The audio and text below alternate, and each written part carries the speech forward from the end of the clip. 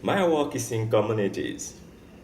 What I have discovered is that nutrition education is not just in communities, it is actually community education. Diet seems to be a personal thing, yeah? But as I see it, when we give dietary advice, we are not talking to one person, but to a whole society. When people decide what to eat, they are not alone. Food is social. People's diet about what to grow or buy, how to prepare it, how and when to eat it, all these things are shared, just as food is shared.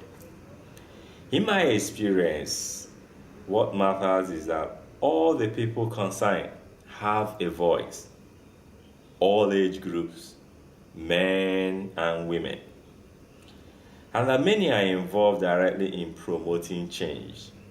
For example, community leaders, senior women, community groups, families, the change should belong to the community.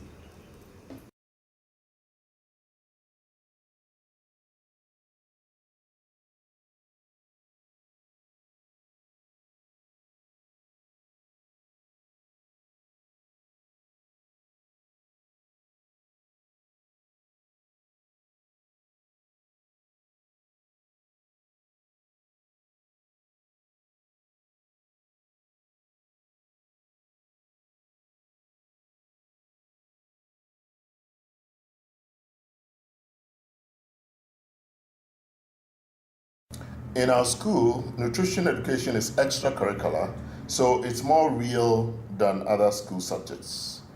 It's very hands on. Children grow foods and eat them. They talk to shopkeepers. Everyone learns to cook a bit, and the boys too. We have no kitchen, but the children practice cooking at home. We use imagination to build on real experience. We role play conversations about food, talk about the children's food day, make up stories, do drama about how bacteria get into food, for instance. The kids have a good time and parents often come along. The children need knowledge, but they also need to have real experience and to bring knowledge and experience together. In our class, they are learning to do everything every day well, but to do them with nutrition understanding, and that's the secret.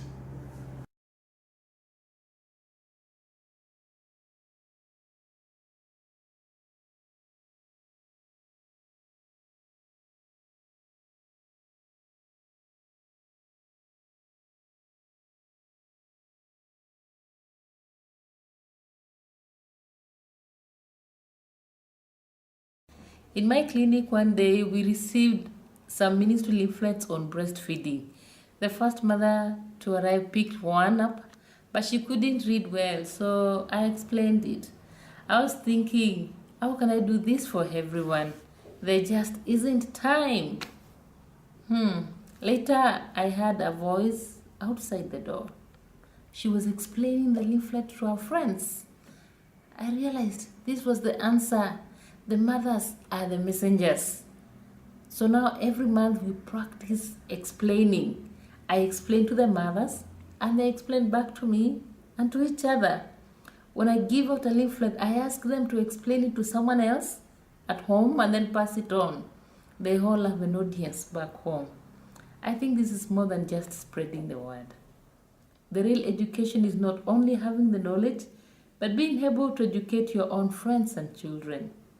To be an educated woman, a person who knows what to do, that's something important.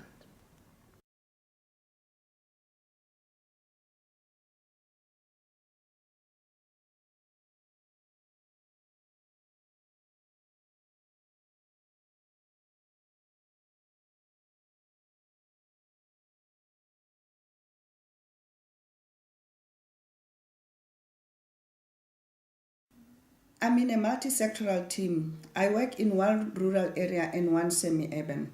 I go with the health workers and the agricultural officers to talk to communities and visit markets and schools and so on.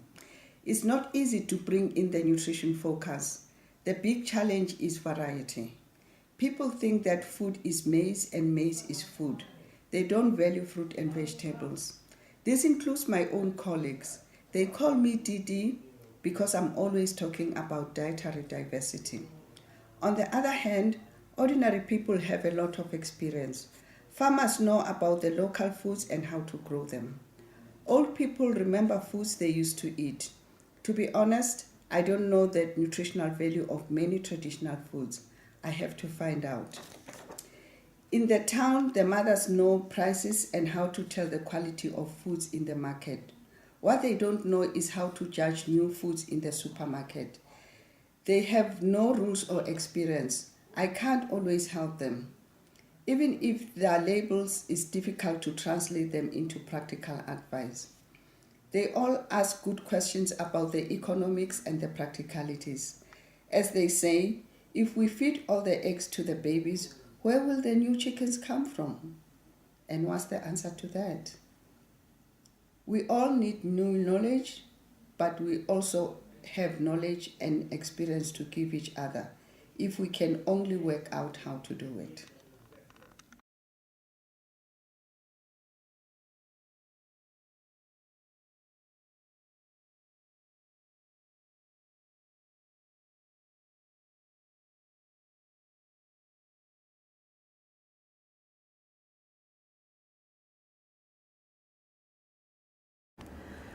I'm a dietitian, a partner in a consulting firm. I'm also an activist. I write newspaper articles and a weekly blog to raise nutrition issues and inform people. For example, I'm pushing for labeling on several food products which can be dangerous to health if people eat too much of them. I believe that people should do what they can to take charge of their own health and fix their own problems. But they need a lot of support, information, good laws, reasonable prices, and better health services. However, I'm disappointed with progress. People's lack of education and literacy really hold things back. My articles and blog are mostly reaching educated middle-class people. Poorer people are not getting the chance to help themselves. I think that we need to talk to communities as much as to individuals. I'm now thinking of more popular initiatives such as local radio with phone-ins. Until everyone has access to the internet, it may be the best way to reach many people.